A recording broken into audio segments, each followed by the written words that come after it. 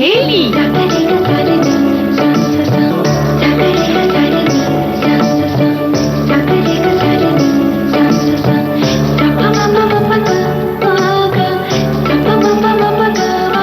सखी सहेली।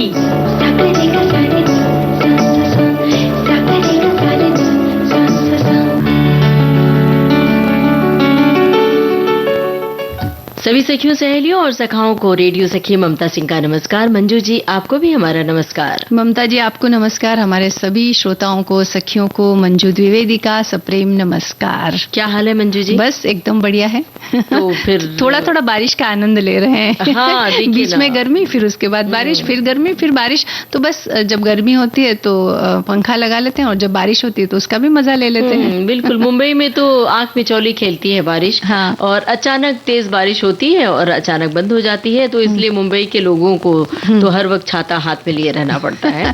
या तो धूप के लिए या बारिश के लिए। हाँ। तो अब अपने कार्यक्रम की शुरुआत में ही अपनी सखियों और सखाओं को आज का विषय बता देते हैं। मुद्दे अगर मालूम रहेंगे तो हमारे सखी और सखा विविध भारती के फेसबुक पेज पर जाकर उस मुद्दे पर अपनी टिप्पणियां साझा करेंगे और हमें इंतजार रहता है। तो बोलना और सुनना भी कला है। बोलने की कला तो बहुत सारे लोगों के पास होती है, लेकिन सुनने की कला बहुत कम लोगों के पास होती है। अब जैसे मैं लगातार बोल रही हूँ तो आप सुन रही हैं, तो ये आपकी कला है ना? नहीं, मैंने अपने आप को ये साबित कर दिया है कि मैं एक अच्छी श्रोता हूँ। अच्छा, तो फिर आज मतलब इस कार्यक्रम में मुझे ही बोलना, आप सुनाएंगी? नहीं, बिल्कुल हम दोनों ये बताएंगे ना कि हमें अगर बोलना आता है तो हमें सुनना भी आता है और ये जरूरी भी है। अगर आपको अपने विचारों में वृद्धि करनी है, आपके ज्ञान में वृद्धि करनी है या किसी भी विषय का अच्छी तरह से मंथन करना है, तो जितना बोलना जरूरी होता है उतना ही सुनना भी जरूरी होता है। मंजू जी, सुनने से कई बार आपके बीच की गांठें खुल जाती हैं। रिश्तों में कई बार जो झगड़े की नौबत आती है, दरार की नौबत आती है, अगर आप सामने वाले की पूरी बात सुन ले तो वो खत्म हो जाता है। और कई बार तो ऐसा होता है कि लगता है वो कुछ कहना चाहता था और हमने नहीं सुना और वो बात कहीं अधूरी रह जाती है और वो व्यक्ति कई बार इस दुनिया से विदा हो जाता है। तो हम ठगे से देखते रह जाते हैं कि अरे हमने काश उसकी बात सुन ली होती। तो इसलिए बोलने से ज्यादा जरूरी है सुनना। और अब देखिए, इस विषय पर बातें तो हमारी बहुत सारी होंगी, लेकिन थोड़ी देर के बाद सबसे पहले और जो विषय है उसके बारे में बता देते हैं। संविधान हत्या दिवस है आज, उस पर हम थोड़ी सी चर्चा करेंगे। इसके अलावा विश्व नाविक दिवस है, तो इस बारे में भी हम बताएंगे नाविकों का क्या योगदान है और क्यों जरूरी है ये नाविक दिवस मनाना, उनका क्या महत्व है, इन सब बातों पर प्रकाश डाला जाएगा। नाव पर जो आपने सफर किया है, नौका विहार जिसको कहते हैं, कहीं की खास हो, कोई याद हो तो उसे साझा कर सकते हैं। और जरा याद करो कुर्बानी, इसके अंतर्गत अमरचंद बांटिया, इनकी आज हम बात करेंगे। और इसके अलावा व्यंजन जो है, तो थोड़े पेय पदार्थ, अगर जैसे क्या होता है ना कि हम जहाँ रहते हैं वहाँ की कुछ खासियत होती है, वहाँ कुछ अलग तरह के पेय पदार्थ भी बनाए जाते हैं। तो ऐसे आपके एरिया में, आप जहाँ रहते हैं, वहाँ अगर कोई खास तरह का कोई पेय पदार्थ बनता हो तो उसके बारे में भी आप हमें बता सकते हैं। या फिर गर्मी में और बारिश में किस तरह के पेय पदार्थ अगर पिए जाएं तो शरीर के लिए, स्वास्थ्य के लिए अच्छे होते हैं, उनके बारे में अगर आपको जानकारी हो तो बताइए। चाय और कॉफी के अलावा। बिल्कुल। क्योंकि बहुत सारी सखी और सखा ये कहते हैं कि हम तो सखी सहेली के दौरान चाय पी लेते हैं। कुछ लोग कहते हैं कि हम 4 बजने का इंतजार करते हैं, उसके बाद चाय पीते हैं। तो उसके अलावा कौन से पेय पदार्थ वो ग्रहण करते हैं, वो जरा हमें बताएं। हाँ, तो सबसे पहले संविधान हत्या दिवस की हम बात कर लेते हैं। आज यानी 25 जून को संविधान हत्या दिवस के रूप में याद किया जा रहा है। आज ही के दिन 1975 में आपातकाल यानी कि इमरजेंसी लगाई गई। और आज इस घटना को 50 साल पूरे हो गए। आज के दिन को संविधान हत्या दिवस के रूप में याद करने से प्रत्येक व्यक्ति में व्यक्तिगत स्वतंत्रता और हमारे लोकतंत्र की रक्षा की अखंड ज्योति जीवित रखने में मदद मिलेगी। बिल्कुल। और साथ ही ये दिन संविधान के महत्व के बारे में शिक्षित करने के साधन के रूप में भी कार्य करेगा। और आपातकाल में अभिव्यक्ति स्वतंत्रता पर प्रतिबंध जो लगाया गया था, उसकी वजह से लोगों को जो कठिनाई हुई, उससे लोगों में एक रोष व्याप्त हो गया था। तो इस बात के मद्देनजर भी ये दिन जो है मनाने के बारे में सोचा गया। एक गाना सुनते हैं, फिर और बातें करते हैं।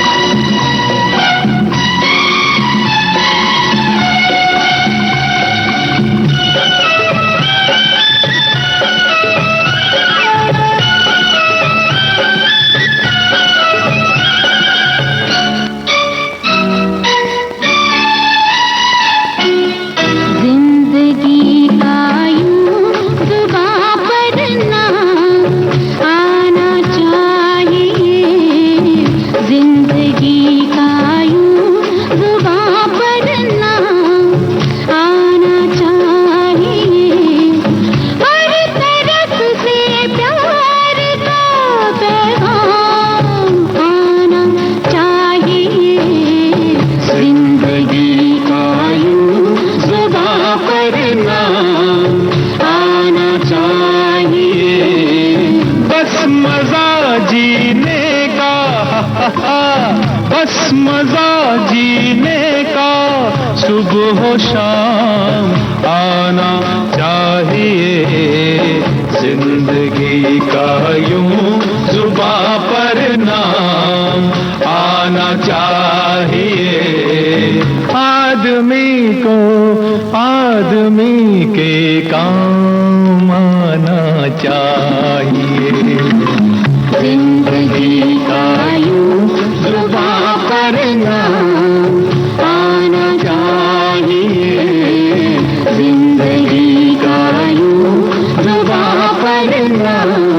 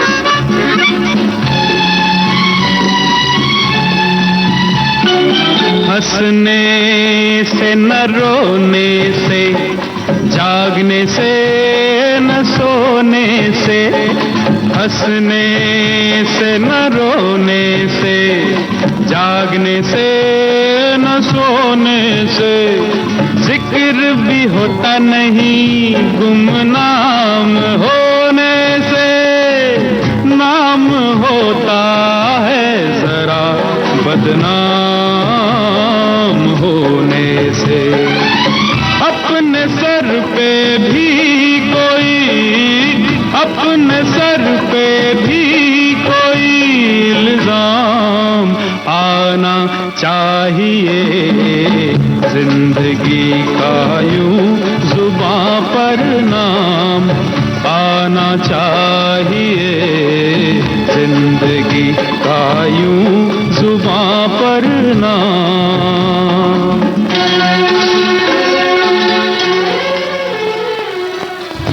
मंजू जी, जब हम कभी नदी तट पर जाते हैं, समुद्र के किनारे जाते हैं, तो क्या इच्छा होती है? इच्छा होती है कि नौका विहार जरूर करें, नाव पर बैठ के थोड़ी देर सैर जरूर करें, भले ही थोड़ी दूर। तो वो जो अनुभव होता है बड़ा ही अलौकिक होता है और वो हमारे जहन में बस जाती है वो याद। तो हमने श्रोताओं से कहा कि ऐसी कोई याद आप साझा करना चाहते हैं किसी खास जगह की, तो साझा कर सकते हैं। और आज ये हम बात इसलिए कर रहे हैं कि हर बरस 25 जून को आज के दिन अंतर्राष्ट्रीय नाविक दिवस के रूप में मनाया जाता है। बिल्कुल, इस दिन का उद्देश्य जो होता है वो ये है कि वैश्विक व्यापार और अर्थव्यवस्था में नाविकों द्वारा किए गए महत्वपूर्ण योगदान का सम्मान करना। इस दिन की शुरुआत 2010 में अंतर्राष्ट्रीय समुद्री संगठन यानी कि IMO द्वारा की गई थी, ताकि समुद्री कर्मचारियों के योगदान को पहचाना जा सके और उनके अधिकारों की रक्षा की जा सके। बिल्कुल, और दुनिया में धन का बड़ा महत्व है और धन व्यापार से आता है। इस व्यापार को चलाने में सबसे बड़ी भूमिका निभाते हैं समुद्री नाविक। इन समुद्री नाविकों की भूमिका को हमें नजरअंदाज नहीं करना चाहिए। इन नाविकों के महत्व को उजागर करना और इनके सम्मान को वृद्धि करना इस दिन का उद्देश्य है और यही इस दिन को इसीलिए मनाया जाता है। बिल्कुल, देखिए कई बार क्या होता है ना ममता जी कि दूसरे देशों में बहुत सारी चीजों का उत्पादन होता है, वो चीजें जिनकी हमें जरूरत है लेकिन हमारे यहाँ उसका उत्पादन नहीं होता है। तो वो चीजें कहाँ से आती है? बाहर से आती है। और बाहर से किस तरीके से आती है? वो नावों के द्वारा, जहाजों के द्वारा, बड़े बड़े जहाज होते हैं उनमें सामान भर कर आता है। और वो कौन लाते हैं? ये नाविक या फिर इन पर काम करने वाले जो कर्मचारी होते हैं उनके सहयोग से आता है। तो इस तरह से व्यापार चलता है। वर्ष 2010 में नाविकों को ट्रेनिंग, सर्टिफिकेशन और मॉनिटरिंग के मानकों पर अंतर्राष्ट्रीय सम्मेलन के पक्षकारों ने एक सम्मेलन में नाविक दिवस की स्थापना के लिए एक प्रस्ताव पारित किया था। विश्व नाविक दिवस सरकारों से हस्तक्षेप करने और ऐसी नीतियों पर काम करने का आह्वान करने का दिन है जो बंदरगाहों पर नाविकों के साथ समान व्यवहार करने को कहता है। यानी कि इनका योगदान जो होता है बहुत महत्वपूर्ण होता है। तो इसके लिए इनका सम्मान किया जाए या इनके साथ ऐसा व्यवहार, क्योंकि क्या होता है ना कि लगभग 5-5, 6-6 महीने तक ये घर से बाहर रहते हैं, बहुत दूरी तक की यात्रा करते हैं, वहां जाना, सामान लाना, ये सब जो कार्य होता है तो कम से कम 4 महीने, 5 महीने, 6 महीने तक अपने परिवारों से दूर रहते हैं। तो इनके साथ व्यवहार करते समय हमें थोड़ी सावधानी बरतनी चाहिए। और साथ ही शिपिंग कंपनियों और जहाज मालिकों से अनुरोध भी किया जाता है कि वे अपने लोगों को खुले समुद्र में बेहतर सुविधाएं दें और आराम दें, उन्हें उनका ख्याल रखें। इसके अलावा इस दिन का उद्देश्य ये भी है कि समुद्री डकैती जैसी घटनाएं जो होती हैं इसकी तरफ लोगों का ध्यान आकृष्ट करना, ये भी उद्देश्य होता है आज के दिन को मनाना। बिल्कुल। इस दिन को कैसे मनाया जाता है ये भी हम आपको बताते हैं। मीडिया कवरेज और सोशल मीडिया अभियानों का उपयोग नाविकों के सामने आने वाली चुनौतियों और अधिकारों के बारे में जागरूकता बढ़ाने के लिए किया जाता है। उत्कृष्ट प्रदर्शन करने वाले नाविकों को सम्मानित व पुरस्कृत किया जाता है। कार्यशालाएं व सेमिनार आयोजित किए जाते हैं और युवाओं को समुद्री करियर के बारे में जानकारी दी जाती है। और ऐसे मौकों की थीम तय की जाती है।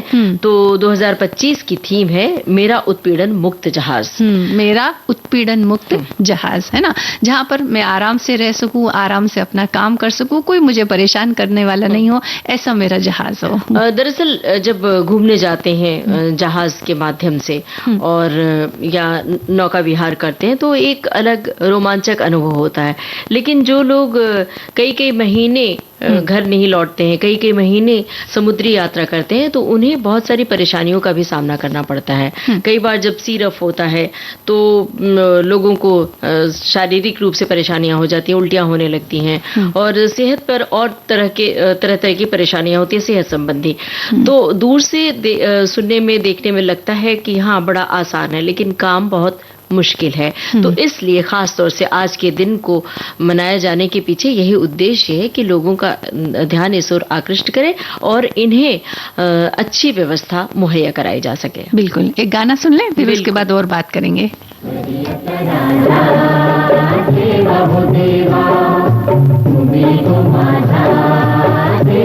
देवा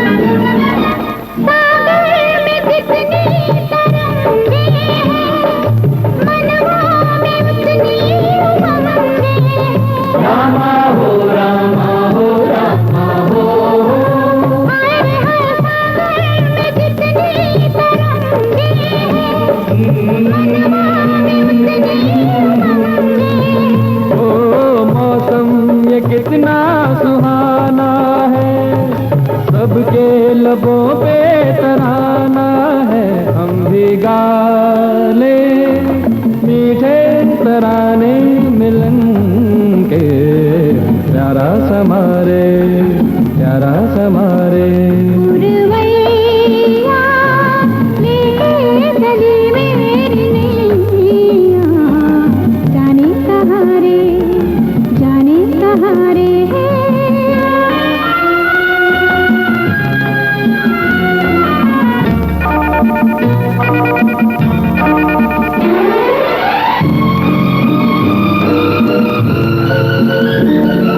डूबा हूँ मैं तेरी आँखों में, खोया हूँ मंदिर राहों में।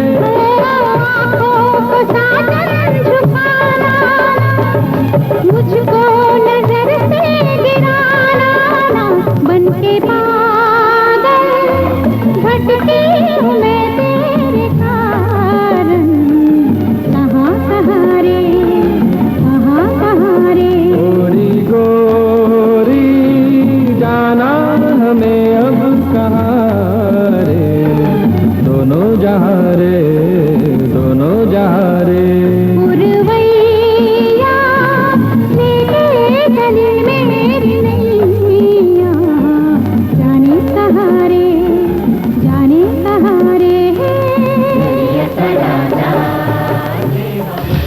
ममता जी, देखिए इस तरह के जब गाने सुनते हैं ना, तो इसका जो म्यूजिक और इसके जो शब्द है ना, वो सुनकर ही हमें ऐसा लगता है कि हम किसी नाव की सवारी कर रहे हैं या फिर किसी ऐसे जल स्रोत की तरफ हम बढ़ रहे हैं या उसके बीच में हम कहीं सैर कर रहे हैं। ऐसा नहीं लगता आपको? बिल्कुल लगता है, और हमारे श्रोता भी अपने अनुभव साझा कर रहे हैं। हाँ। अब एक श्रोता ने तो लिख दिया है कि मैं तो आज तक नाव पर सवार होकर नदी में नौका विहार ही नहीं किया है। हाँ। बड़ा ही तरस आता है खुद पर।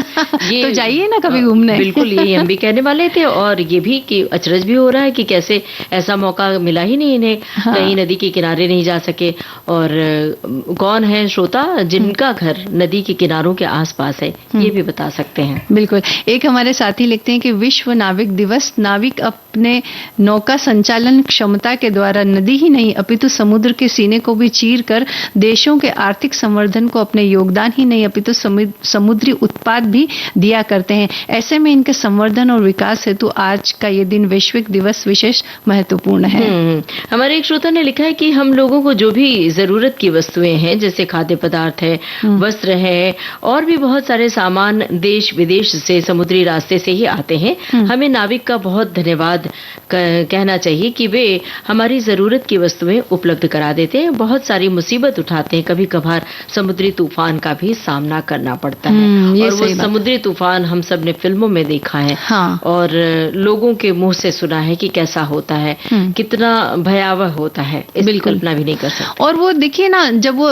जैसे 5-6 महीने के टूर पर जाते हैं तो अनेक देशों से होकर के गुजरते हैं, और उस समय खान पान की जो व्यवस्था होती है ना उनकी, ममता जी, वो भी बहुत कठिन हो जाती है। मतलब जिस तरह से हम रोज यहाँ रहते हैं, हमें पता है कि हमें क्या पसंद है क्या नहीं, लेकिन वो खाना भी उनकी पसंद का हमेशा मिल ही जाए ऐसा जरूरी नहीं होता है। तो कई बार उन्हें खान पान की चीजों से भी बहुत समझौता करना पड़ता है कि जो मिल रहा है वही खा करके गुजारा करना है। उनके लिए तो पहले जो भी सामान शिप में डाल दिए जाते हैं, लाद दिए जाते हैं, बस उतने ही में समझौता करना पड़ता है, गुजारा करना पड़ता है।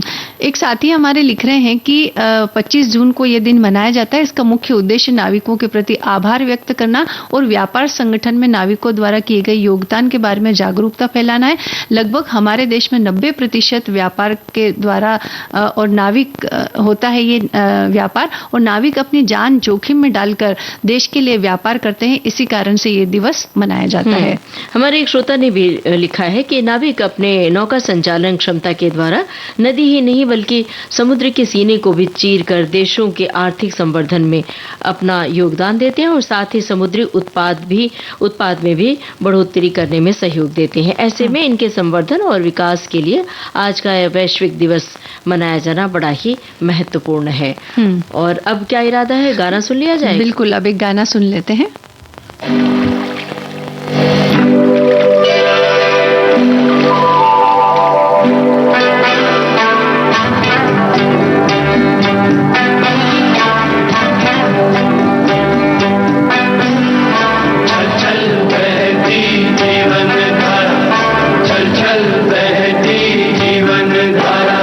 माँ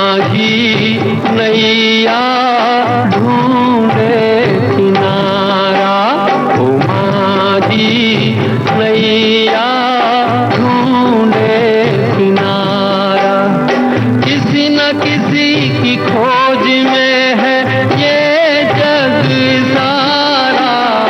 माझी नैया ढूंढे किनारा, कभी न कभी तो समझोगे तुम ये इशारा।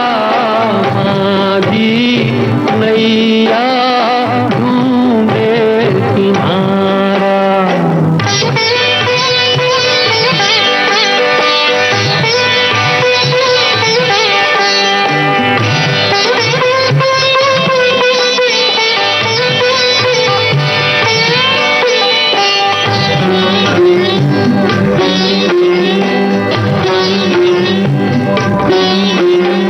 ऐसी कोई मौज नहीं जिसको कोई खोज नहीं।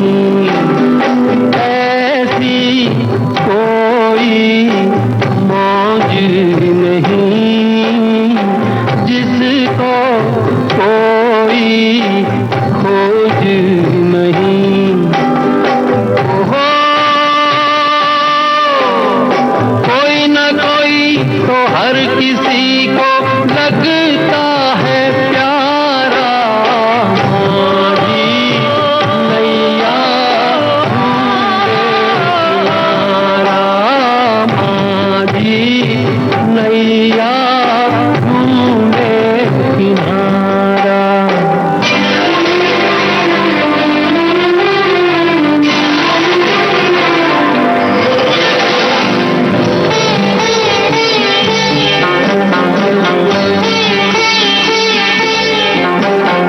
जीवन पथ पर चलते हुए एक दिन थक कर चलते हुए। जीवन पथ पर चलते हुए एक दिन थक कर चलते हुए। ओहो, कहीं न कहीं मैं थाम लूंगा आंचल तुम्हारा। माझी नैया ढूंढे किनारा। माझी नैया ढूंढे किनारा। तो जब हम माझी जो होता है, हम नाव पर सवार होते हैं तो अक्सर यही सोचते हैं कि बस बड़े आराम से दूसरे पार चले जाएं या किनारा मिल जाए तो कितना अच्छा हो। बिल्कुल, वैसे जीवन की नैया भी कुछ ऐसी होती है, हम हमेशा यही सोचते हैं कि ये जीवन नैया किनारे लग जाए तो कितना अच्छा हो। लेकिन बहुत सारी मुश्किलें आती हैं जीवन नैया को पार करने में, और बहुत मशक्कत करनी पड़ती है, तब जाके आसानी से जीवन नैया पार होती है। हमारे एक श्रोता ने क्या बात लिखी है वो सुनिए मंजू जी। लिखा है कि हमको हमारे एक नाविक याद है। हम 2 साल पहले वियतनाम गए थे। वहां पर पानी के पार उन लोगों का एक ऐसे धार्मिक स्थल था। हम 6 जन नाव में बैठकर उस पार जा रहे थे। मेरा मन विविध भारती सुनने को हो रहा था। मेरे मोबाइल में नेट नहीं पकड़ रहा था। उन नाविक की भाषा भी समझ में नहीं आ रही थी हमें, तो हमने उनसे उनका फोन मांगा। उन्होंने अपना फोन दिया और हमने उसमें news on AIR app download कर लिया और हम सब विविध भारती सुनते हुए पार हुए नाव की यात्रा। बिल्कुल, तो ये बात नोट करने के लायक है कि आपको विविध भारती जहां कहीं भी सुनना हो, बस न्यूज ऑन AIR ऐप को डाउनलोड कीजिए और सुनिए विविध भारती। और मंजू जी, जब अपने देश से बाहर हो तो अपने विविध भारती को सुनना कितना रोमांचक होता हो। बड़ा रोमांचक अनुभव है। और अपने जब दूसरे देश में होते हैं तो हम अपने देश की जो फिल्में हैं, हिंदी फिल्में, उनके हिंदी में जब गाने सुनते हैं बड़ा मजा आता है सुनने में, है ना। और एक साथी ये भी लिख रहे हैं कि मैं बहुत से देश विदेश के समुद्र की सैर कर चुकी हूँ। उन लोगों के कार्यकलापों को मैंने देखा है। बहुत मेहनत से वहाँ काम होता है। जहाज को मोटे मोटे रस्सी से बांधने में बहुत मेहनत करनी पड़ती है। ये कोई आसान काम नहीं होता है। और अब आज हम बात करते हैं जरा याद करो कुर्बानी के अंतर्गत। आज बात कर रहे हैं अमरचंद बाठिया के बारे में। अमरचंद बाठिया स्वतंत्रता संग्राम के नायक थे। जब 1858 की भीषण गर्मी में लू के थपड़ियों के बीच झांसी की वीरांगना रानी लक्ष्मीबाई और उनके सेना नायक राव साहेब और तात्या टोपे अंग्रेजों के खिलाफ युद्ध करने के लिए ग्वालियर के मैदाने जंग में आ डटे थे। उस समय झांसी की रानी की सेना और ग्वालियर के विद्रोही सैनिकों को कई महीनों से वेतन तथा राशन का समुचित प्रबंध न हो पाने से संकटों का सामना करना पड़ रहा था। तब अमरचंद बाठिया आगे बढ़े और उन्होंने ग्वालियर का सारा राजकोष खोल दिया। अमरचंद बाठिया का जन्म 1793 में बीकानेर में हुआ। देश के लिए कुछ कर गुजरने का जज्बा शुरू से ही उनमें था। देश की आन बान और शान के लिए कुछ कर गुजरने की उन्होंने ठान ली थी। और अमरचंद जी के पिता को व्यावसायिक घाटे की वजह से राजस्थान छोड़ना पड़ा था और ग्वालियर आकर वे बस गए थे। वहीं पर अमरचंद को रियासत का कोषाध्यक्ष बनाया गया। उनकी सादगी, सरलता और कर्तव्य परायणता के सभी कायल थे। 1857 का स्वतंत्रता संग्राम अपने पूर्ण यौवन पर था। अमरचंद ने सोच लिया था कि भारत माता को दासता से मुक्त करने के लिए वे कुछ ऐसा करेंगे जिससे क्रांति के पुजारियों को मदद मिलेगी। अर्थ के अभाव में स्वाधीनता संग्राम दम तोड़ता हुआ उन्हें दिखाई दे रहा था। और इस तरह की परिस्थिति को देखते हुए बाठिया जी ने अपनी जान की परवाह नहीं की और क्रांतिकारियों की मदद की थी। उनकी मदद के बल पर ही वीरांगना लक्ष्मीबाई झांसी की रानी दुश्मनों को हराने में सफल रही और वीरांगना के शहीद होने के 4 दिन बाद ही अमरचंद बाठिया को राजद्रोह के अपराध में उनके निवास स्थान के नजदीक ही सार्वजनिक रूप से नीम के पेड़ पर लटकाकर फांसी दे दी गई थी। 22 जून 1858 का वो दिन था जब उन्हें फांसी दी गई। सेठ अमरचंद बाठिया के इस बलिदान को देश सदा सदा के लिए याद रखेगा। उन्हें हमारा विनम्र नमन। तो आज जरा याद करो कुर्बानी, इसके अंतर्गत हमने याद किया सेठ अमरचंद बाठिया को और उनकी कुर्बानी को। अब कार्यक्रम में समय हो चला है एक अंतराल का।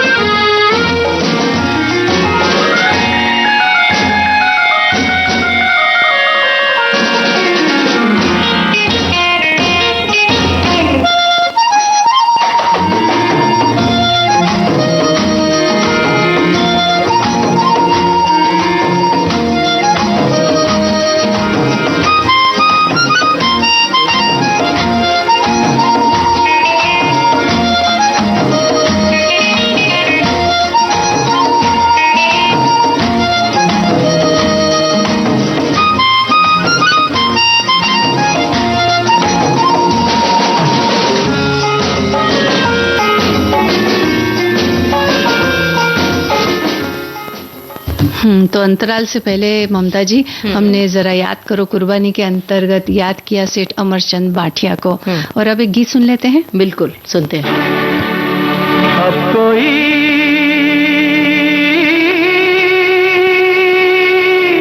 गुलशन न उजड़े,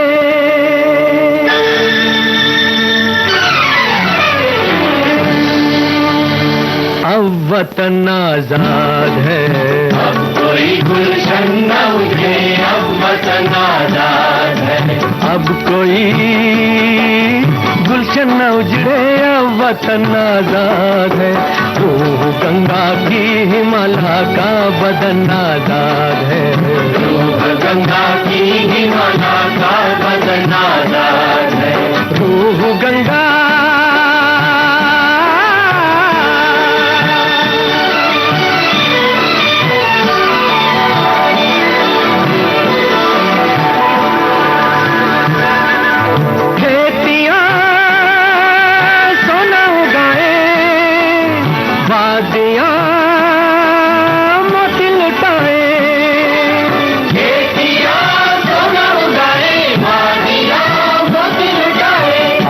गौतम की जमीन तुलसी का बन आजाद है।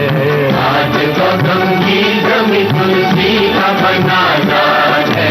अब कोई गुलशन न उजड़े, अब वतन आजाद है।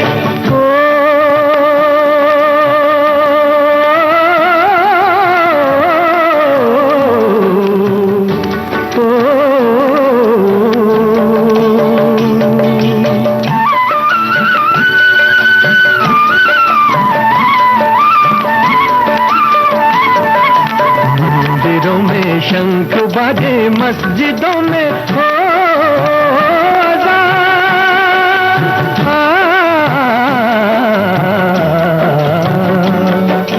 मंदिरों में शंख बाजे, मस्जिदों में हो अज़ान। शेख का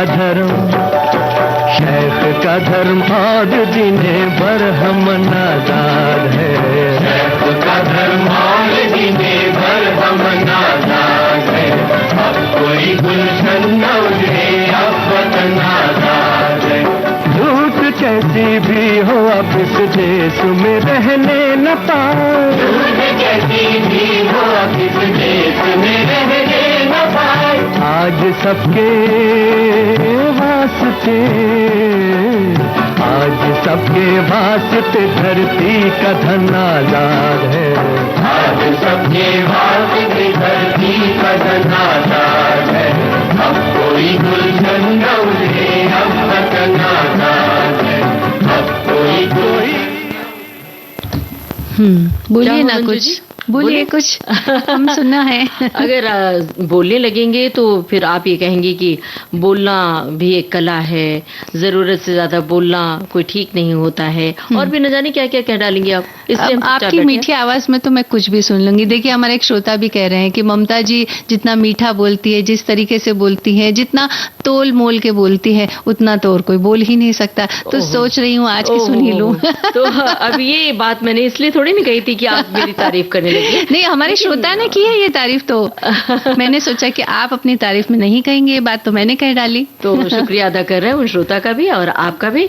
लेकिन सच बात है कि बोलना एक कला है और सुनना उससे भी ज्यादा कला है। हमारे बहुत सारे श्रोता ये बात कह रहे हैं कि बोलना भी उतना ही कठिन है जितना कि सुनना। हमें लगता है कि बोलना आसान है, पर अंट शंट बोलने को बकना और अहंकार से भरकर बोलने को टर्राना कहते हैं। सही और उचित रूप से सार्थक बोलना ही बोलना कहलाता है। फिर ध्यानपूर्वक एकाग्रता से सुनना सही मायने में सुनना है, वरना तो शब्द केवल कान से टकराकर इधर उधर बिखर जाएंगे। और एक साथी लिख रहे हैं कि कई बार बोलने से अधिक महत्वपूर्ण हो जाता है सुनना, मगर आज सुनने वालों में धीरज न के बराबर रह गया है। कहना बोलना बेहद जरूरी होता है, मगर सुनना भी एक कला है। किसी को धैर्य पूर्वक सुनना आपके धीरज की निशानदेही करता है, लेकिन जब आप ज्यादा बोलने लगते हैं तो सामने वाले आपको सुनना बंद कर देता है। ज्यादा बार कही बात का भी असर घट जाता है और कही गई बात निरर्थक हो जाती है। थोड़े शब्द ज्यादा ताकतवर, ज्यादा असरदार होते हैं, इसलिए बोले कम, सुने ज्यादा। बिल्कुल सही बात है। एक श्रोता ने भी लिखा है कि मैं तो अच्छी श्रोता बनना चाहती हूँ, विविध भारती का हर प्रोग्राम ध्यान से सुनती हूँ और तभी कुछ लिखती हूँ। मुझे श्रोता या पाठक बनना ही पसंद है। और एक श्रोता ने लिखा है कि जहां तक बोलना और बुनने की बात है तो मैं गंभीर स्वभाव का हूँ। पहले परिवार में, ससुराल में हो या कॉलोनी में, पहले इत्मीनान से उन्हें सुनता हूँ, उनकी बातचीत, और अभी नहीं टोकता। जब पूरी बात सुन लूं उसके बाद सटीक मधुर धीरे धीरे बताता हूँ जो सभी के लिए उचित हो। और मैडम के गुस्से पर भी जल्दी मैं बोलता नहीं हूँ। शांति सोने पर आराम से धीरे से समझाकर बताता हूँ ताकि दोनों हमेशा खुश रहे। ये बड़ी इंपॉर्टेंट बात इन्होंने बताई है कि मैडम की बात को ध्यान से सुनता हूं। गुस्से को भी बड़े ध्यान से सुन लेते हैं, वरना तो एक ने गुस्सा किया तो दूसरा सामने वाला तलवार लेके बिल्कुल हाजिर रहता है, कह रही तुमने ऐसा बोला। और कई बार ऐसे होता है, हमने कई झगड़े ऐसे देखे कि एक बोल रहा है, उसकी बात पूरी नहीं हो रही कि अगला बोलने लग रहा है, तो ना वो उसकी बात सुन रहा ना वो सुन रहा, तो ऐसे बोलने से क्या फायदा। परिवार इन्हीं बातों पर तो टिका होता है ममता जी, कि किसको कितना बोलना है और किसको कितना सुनना है। अगर इन बातों की समझ आ जाए तो परिवार बहुत अच्छे से आगे बढ़ते रहते हैं, किनारे पर आ जाते हैं। आपने कहा परिवार इन्हीं बातों पर तो टिका, हमें लगा कि इन्हीं बातों पर, इन्हीं झगड़ों पर टिका है। आप इन्हें झगड़े कह लीजिए या फिर समझदारी कह लीजिए, बात तो एक ही है, लेकिन इन बातों की समझ होना बहुत जरूरी है। एक साथी लिख रहे हैं कि अच्छा श्रोता अच्छा वक्ता होता है। एक अच्छा श्रोता बनने के लिए आपको ध्यान से सुनना, समझना और प्रतिक्रिया देना सीखना होगा। इससे आपको दूसरों के विचारों और भावनाओं को समझने में मदद मिलेगी, आपको एक बेहतर वक्ता बनने में भी इससे मदद मिलेगी। और एक साथी ये भी लिख रहे हैं कि आपने तो मेरी बात ली है, है, असल में हमें सुनना ही अच्छा लगता है, बोलना हमें साहित्य पुस्तक पढ़ते वक्त धीरे धीरे बोलते हैं। हमने विविध भारती सेवा का ज्वाइनिंग कार्ड भी बनाया है। हमारे दादाजी जो है वो भिलवाड़ा में रहते हैं और डिस्कस करते हैं, और इस तरह की उन्होंने और भी बोलने और सुनने की बातें इन्होंने कही है। हमारे बहुत सारे श्रोताओं ने ये बात कही है। एक श्रोता क्या कहते हैं, जरा हम पढ़ के सुनाते हैं। लिखा है कि सुनने की कला को जितना ज्यादा जानना समझना है, उसे जीवन उतना ही सिखाता है। जीवन की भाग दौड़ में कितना कुछ हम सुनते हैं, कितनी तरह की आवाजें, दोस्तों की पुकार, मम्मी का प्यार और भी बहुत कुछ, पर उसमें से हमें वही याद रहता है जिसे हम याद रखना चाहते हैं। गाने भी हमें वही अच्छे लगते हैं जिन्हें हम गौर से सुनते हैं। हमारे यहाँ कुछ ऐसे गाने सुनने में अच्छे तो हैं, पर आपने शायद उन्हें सुना ही नहीं। ये गाने जिंदगी के बारे में आपका नजरिया बदल देंगे। मतलब ये कि बोलने के साथ साथ गाने भी आपके लिए बहुत अहम रखते हैं। बिल्कुल सही फरमाया है। क्योंकि गानों की विशेषता ये होती है ना ममता जी, कि उसमें शब्द बहुत सीमित होते हैं, लेकिन उनका जो अर्थ होता है वो बहुत गहरा होता है। तो उस अर्थ को अगर समझ लिया जाए तो हम बहुत कुछ समझ सकते हैं। जैसे कि कहानियां होती है ना, हमारी दादी नानी कहानी कहती है, वो एक यूं कहते हैं एक सिंबल के तौर पर होती है ना, लेकिन उसका जो अर्थ होता है वो इतना गहरा होता है कि हमें एक संदेश दे जाता है कि हमें ये करना है, ये नहीं करना है, इस तरह करना है, इस तरह से नहीं करना है। तो ये जो बातें होती है, तो अब ये सुन लेते हैं कि इस गाने में क्या बात कही गई है। बिल्कुल सुनते हैं, हमारे श्रोता भी सुने। सुनिए, कहिए कहिए, सुनिए सुनिए, कहिए कहिए ना, सुनिए कहते सुनते बातों बातों में प्यार हो जाएगा। सुनिए, कहिए कहिए, सुनिए सुनिए, कहिए कहिए ना, सुनिए कहते सुनते बातों बातों में प्यार हो जाएगा। प्यार हो जाएगा।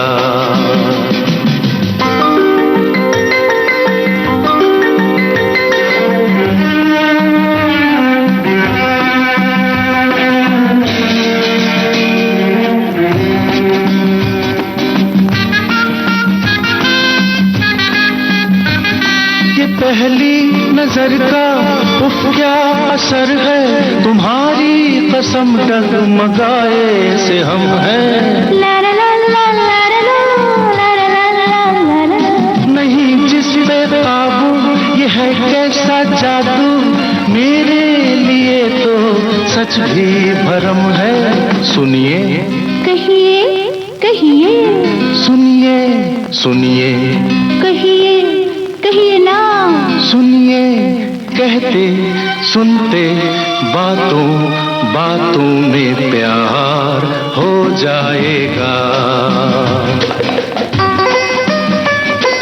प्यार हो जाएगा।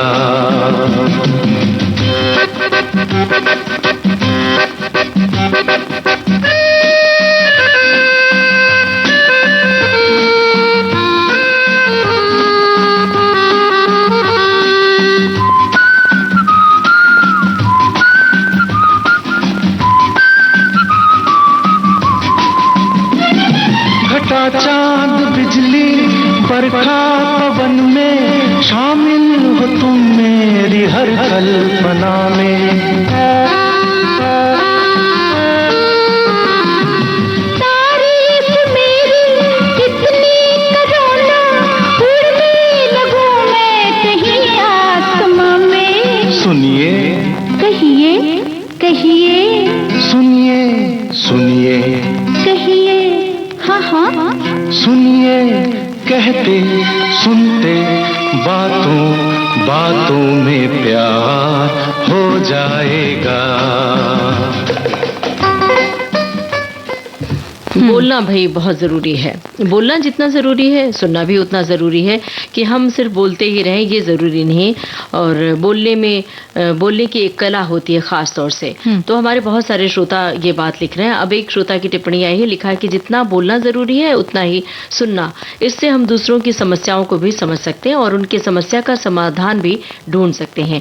मेरे बच्चे जब स्कूल में पढ़ते थे, मैंने उनकी एक आदत ऐसी बनाई थी कि रोज़ स्कूल से आते ही स्कूल में क्या किया ये बताएं। तो इससे उनकी आदत बन गई थी कि रोज़ घर आकर माँ को सब कुछ सुनाना है। और मेरी आदत सुनने की हो गई थी, जिससे एक ये फ़ायदा था कि बच्चे स्कूल में क्या करते हैं ये पता चल जाता था। क्योंकि कई बार ऐसा होता था कि माता पिता को पता ही नहीं चल पाता कि बच्चा हमारा स्कूल में करता क्या है। इसलिए बोलना और सुनना दोनों ही मेरे लिए फ़ायदेमंद रहा। ममता जी, इस विषय पर हमारे श्रोताओं के जितने कमेंट्स आ रहे हैं ना, उससे इस बात का पता चल रहा है कि बहुत सारे लोगों को बहुत कुछ कहना है। है ना। एक साथी हमारे लिख रहे हैं कि जिस प्रकार एक अच्छे वक्ता का बोलना एक कला है, ठीक उसी तरह उनकी बातों को शांतचित्त सुनना भी एक कला है। हमें किसी भी क्लास में ये पढ़ाया नहीं जाता है कि कैसे बोलना चाहिए, लेकिन जिस प्रकार आप बोलेंगे तो आपके मुंह से निकली हुई बातें तय कर देंगी कि आप किस क्लास के हैं। जीभ और कान तो सभी के पास होते हैं, मगर जो सिर्फ अपने लिए जीते हैं वो बोल देते हैं, और जो अपनों के लिए जीते हैं वो चुपचाप सुन लेते हैं। क्या बात है भाई, ये तो नोट करने वाली बात है। एक श्रोता ने लिखा है कि सुनने की कला एक बहुत महत्वपूर्ण कला है।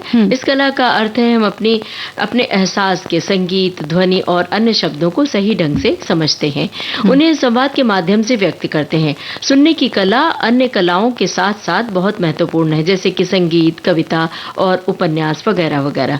सुनने की कला न केवल हमें अपने आसपास के संगीत और शब्दों को समझने में मदद करती है, बल्कि ये हमारे बीच के संवाद को भी बेहतर बनाती है। बिल्कुल। और ये बात हमारे श्रोता लिख रहे हैं कि अक्सर लोग बोल तो देते हैं किंतु सुनना नहीं पसंद करते, क्योंकि उनकी दुनिया ही कुछ अलग हुआ करती है। यदि कोई उन्हें सुनाना चाहे तो वो उससे रुष्ट हो जाते हैं, उन्हें दंडित करने के बारे में सोच रखते हैं। भाई, दुनिया विभिन्न प्रकार की विभिन्नताओं से भरी हुई है, और यदि रहना है तो तालमेल बिठाना ही ज्यादा जरूरी होता है।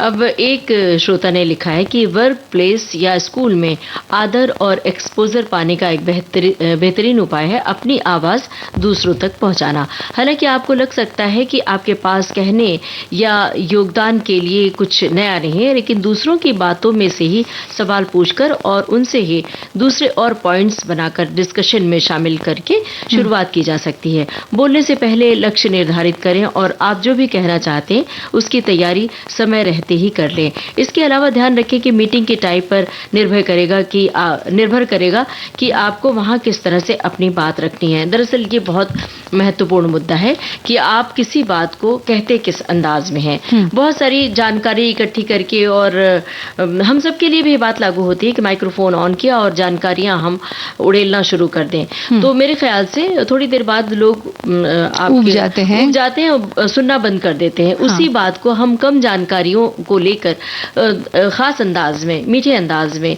और ऐसी शैली में बोलें कि लोग सुने, आकृष्ट बनाएं अपनी आवाज को, अपने बोलने के अंदाज को, तो लोग सुनना पसंद करेंगे। तो अब और अधिक नहीं बोलते हैं, एक गाना सुन लेते हैं। मतलब ये लग रहा है कि श्रोता ये इनडायरेक्टली कह रहे हैं कि ये लोग बहुत बोल रहे हैं। हाँ, नहीं, ये कहने से पहले हम सावधान हो जाए ना। ठीक है, सुनते हैं गाना। मुझे कुछ कहना है, मुझे भी कुछ कहना है, मुझे कुछ कहना है, मुझे भी कुछ कहना है। पहले तुम, पहले तुम, पहले तुम, पहले तुम, पहले तुम, तुम, तुम, तुम।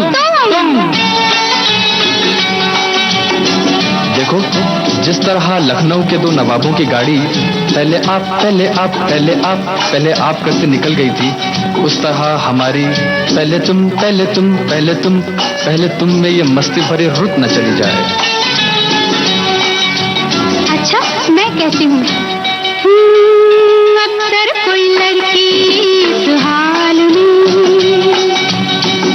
किसी लड़के से 16वें साल में जो कहती है वो मुझे कहना है। अक्सर कोई लड़का इस हाल में किसी लड़की से 16वें साल में जो कहता है वो मुझे कहना है। अक्सर कोई लड़की, हाँ, अक्सर कोई लड़का, हाँ हाँ अक्सर कोई लड़की इस हाल में।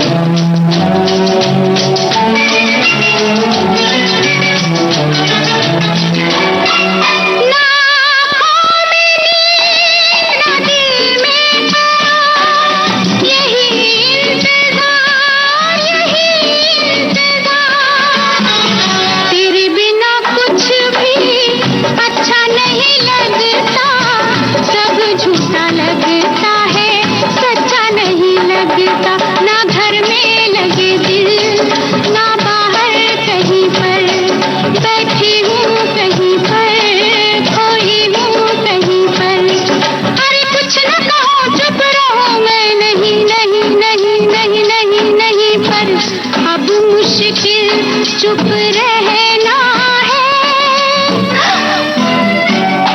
मुझे कुछ कहना है, मुझे भी कुछ कहना है। पहले तुम, पहले तुम, पहले तुम, पहले तुम, पहले तुम।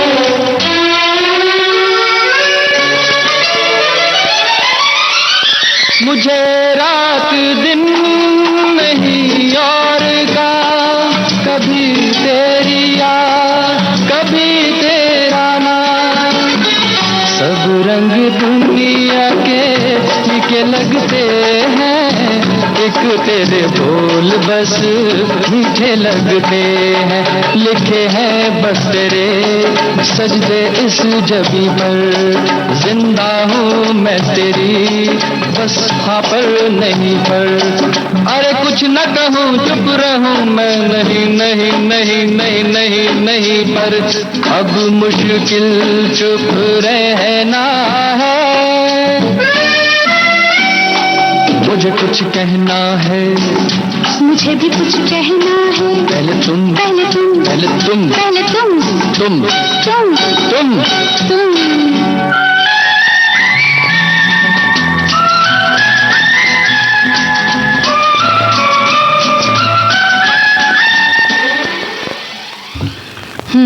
तो बोलना सुनना ये तो चलता ही रहेगा, और चलना जरूरी भी है ना, जितना सुनना जरूरी बोलना भी जरूरी। कई बार लोग अक्सर ये शिकायत करते हैं, आप तो सब बातें मन ही मन में रखते हैं, कुछ बताते ही नहीं, तो थोड़ा बहुत बता भी दीजिए कीजिए, ऐसा भी नहीं हो कि इतनी चुप्पी हो जाए कि तब भी बात बिगड़ जाए। बिल्कुल। और बोलने और सुनने का जब सिलसिला चल रहा हो, उस समय हाथ में कोई पेय पदार्थ हो तो फिर उसका मजा दोगुना हो जाता है। क्या बात है। पेय पदार्थ का तो मजा तब भी आता है जब मौसम हमें इस बात की इजाजत दे कि भाई बारिश बहुत हो रही है, कुछ गर्मा गर्म पेय पदार्थ हो। जब गर्मी बहुत हो तो ऐसा लगता है कुछ ठंडा ठंडा कुछ पिया जाए। तो पेय पदार्थ ऐसी, जब आपका पेट कुछ भारी भारी हो जाए और खाने का मन ना हो, तब भी ऐसा लगता है कि कुछ पीने की चीज मिल जाए तो बहुत अच्छा हो। कहीं आप गर्मी से बाहर आते हैं तो ऐसा लगता है अरे खाने का मन नहीं कर रहा है, कुछ पीने को मिल जाए तो अच्छा हो। तो ऐसे बहुत सारे मौके होते हैं जब खाने के बजाय आप किसी चीज को पीना ज्यादा पसंद करते हैं। और एक ऐसी चीज है वो खाई भी जाती है और पी भी जाती है, वो हर मौसम में। अच्छा। लेकिन गर्मी के मौसम में ज्यादा तृप्त करती है। हाँ। और हमारे एक श्रोता ने उसकी रेसिपी लिख भेजी है। हाँ। वो है सत्तू। अच्छा। सत्तू को थोड़ा थिक तरीके से, मतलब बहुत शरबत की तरह ना घोलें, तो उसको खाते भी हैं। उसमें नमकीन नमक डाल के उसको, प्याज सिरका होता है, सिरके के साथ अचार के साथ उसे खाया भी जाता है। हाँ। लेकिन उसको जब उसको दूध के साथ शक्कर डाल के भी खाया जाता है। और थोड़ा गाढ़ा गाढ़ा रहता है, बहुत गाढ़ा भी नहीं बल्कि जैसे आटा गूथा जाता है, आटा गूथने की तरह खा भी सकते हैं, वो बड़ा स्वादिष्ट लगता है। और उसका शरबत भी बनाया जाता है जो गर्मी के मौसम में खास तौर से पिया जाता है। हमारी एक श्रोता ने लिखा है, गर्मी के दिनों में सत्तू का नमकीन शरबत पीना हमें बहुत राहत पहुंचाता है। ये स्वास्थ्य के लिए काफी लाभदायक होता है, हमें एनर्जी भी प्रदान करता है। इसकी बनाने की विधि काफ़ी सरल है। एक गिलास में 2 बड़े चम्मच सत्तू लेकर उसमें धीरे धीरे ठंडा पानी मिलाएं। इसे लगातार हिलाते हुए मिक्स करना है। फिर इसमें काला नमक, भुना हुआ जीरे का पाउडर और कुछ बूंदे नींबू के रस का मिक्स कर दें। बस सत्तू का शरबत तैयार है। यहाँ पर हम एक चीज़ और ऐड कर रहे हैं, पुदीने की पत्तियां धोकर उसमें बारीक बारीक काट दें तो उसका स्वाद दोगुना हो जाता है। बिल्कुल। एक हमारे साथी ने जामुन का शरबत किस तरह से बनाएं उसके बारे में लिखा है कि छोटी बड़ी जो भी पके हुए जामुन है उन्हें आप धोकर एक बर्तन में ले लें और अब इसमें थोड़ा पानी अंदाज से मिला दें। नमक, काला नमक, भुना जीरा पाउडर, थोड़ी चीनी और थोड़ी सी काली मिर्च मिलाकर इसे पका लें और ये बहुत जल्दी पक जाते हैं। अब इसे आंच से उतार कर ठंडा होने दें। इसके बाद इन्हें हाथों से मसल लें और बीज को बाहर निकाल दें और छने हुए लिक्विड को एक बर्तन में भरकर रख लें। जब इच्छा हो इसमें से थोड़ा लें, पानी मिला लें और इस शरबत को एंजॉय करें। आप बिना चीनी के भी काले नमक के साथ सेवन कर सकते हैं। ये पेट के लिए बहुत फायदेमंद होता है और बरसात के दिनों में इसका सेवन जरूर करना चाहिए। और अभी जामुन आ भी रहे हैं मार्केट में, बहुत सारे जामुन हैं अभी, तो बना सकते हैं आप। बिल्कुल, आप बनाएंगे आज जरूर और हम सब पिएंगे। अब एक श्रोता ने एक पेय पदार्थ लिख भेजा है, गेहूं के आटे की राब। ये गुजराती पेय पदार्थ है और इन्होंने लिखा है कि कैसे बनाएं। सामग्री पहले नोट कर ले। गेहूं का आटा, घी, इलायची पाउडर, जायफल पाउडर, बादाम, काजू, गुड़ और सूरजमुखी के बीज। अब सूरजमुखी के बीज कहाँ से आएंगे ये आपको खोज करना पड़ेगा। बनाए कैसे? सबसे पहले एक कढ़ाई में घी डालें और उसमें गेहूं का आटा डालें। उसे तभी तक भूनें जब तक आटा सुनहरा रंग का ना हो जाए। जब आटा सुनहरे रंग का हो जाए तो उसमें सूरजमुखी के बीज, बादाम और काजू डालें। इन्हें आटे के साथ थोड़ा भून लें। फिर इसमें गर्म पानी डालें, मगर एक बात का ध्यान रखें कि पानी डालते वक्त आटे में गुठल न पड़ जाए, इसलिए पानी डालते वक्त आटे को अच्छी तरह से हिलाते रहें। पानी तब तक डालें जब तक आटा पतला ना हो जाए और फिर इसमें अपने स्वाद के अनुसार गुड़ मिला दें। इसमें इलायची और जायफल का पाउडर मिलाएं। ध्यान रहे ये सूप की तरह पतला होना चाहिए। और एक बहुत ही हेल्दी ड्रिंक जल्दी से बता देते हैं, लेमन व्हीट ग्रास जो उसका ड्रिंक है कि व्हीट ग्रास जो होता है वो 1 गड्डी लेना। अब व्हीट ग्रास मतलब गेहूं की जो घास होती है वो आप अपने घर में भी उगा सकते हैं। एक छोटे से गमले में थोड़े से गेहूं डाल दीजिए, पानी डालते रहिए, 7 दिन में बहुत अच्छे बड़े हो जाते हैं। उनकी कटिंग करके और वो लेमन ग्रास आपके घर में ही तैयार हो जाएगी। तो वो आपको 1 गड्डी लेना है उसकी। और काला नमक 1/4 चम्मच लें, काली मिर्च 1/4 चम्मच लें, छोटा चम्मच एक नींबू का रस लें और नमक डाल लीजिए। इसके अलावा ठंडा पानी ले लीजिए या फिर थोड़े से बर्फ के टुकड़े ले लीजिए। व्हीट ग्रास जो होता है उसको पहले अच्छी तरह से धो ले और उसको पीस ले। बहुत आसानी से ये पीस सकता है और उसके बाद इसको छान लीजिए तो उसके जो रेशे रेशे होते हैं ना वो बिल्कुल अपने आप अलग हो जाते हैं। और वो उस छानने के बाद जो हरा हरा रंग का जो पानी होता है उसमें आप नींबू, नमक, काली मिर्ची, थोड़ी सी चाहे तो शक्कर भी डाल लीजिए। और ये इतना हेल्दी होता है, स्वास्थ्य के लिए बहुत ही अच्छा ड्रिंक है। तो इस ड्रिंक का भी आप आनंद ले सकते हैं। अच्छा पेय पदार्थ है तो मजा लीजिए। अब गाने का आनंद लीजिए। बिल्कुल।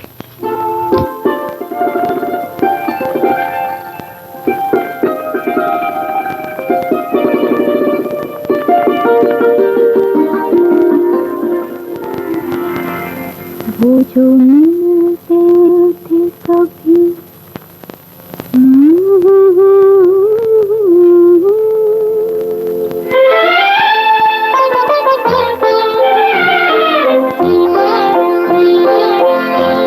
वो जो मिलते थे कभी हमसे दीवानों की तरह, आज यूं मिलते हैं जैसे कभी पहचान थी।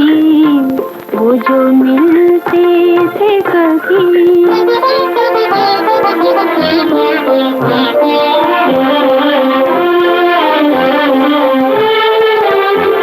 देखते भी है तो यूं मेरी निगाहों में कभी अजनबी जैसे मिला करते हैं राहों में कभी।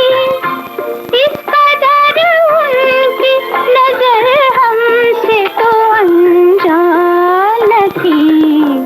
वो जो मिलते थे कभी हमसे दीवानों की तरह, आज यूं मिलते हैं जैसे कभी पहचान थी। वो जो मिलते थे कभी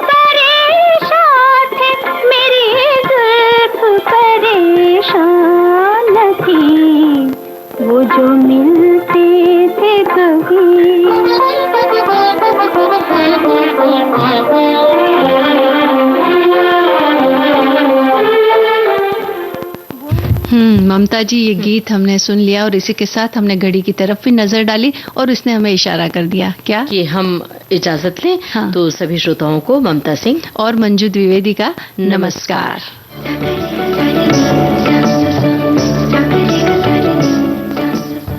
सखी सहेली कार्यक्रम की प्रस्तुतकर्ता अनुश्री पाठक।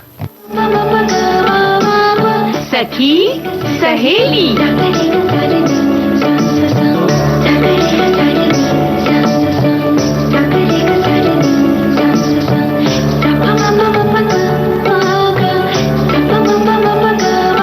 सखी सहेली।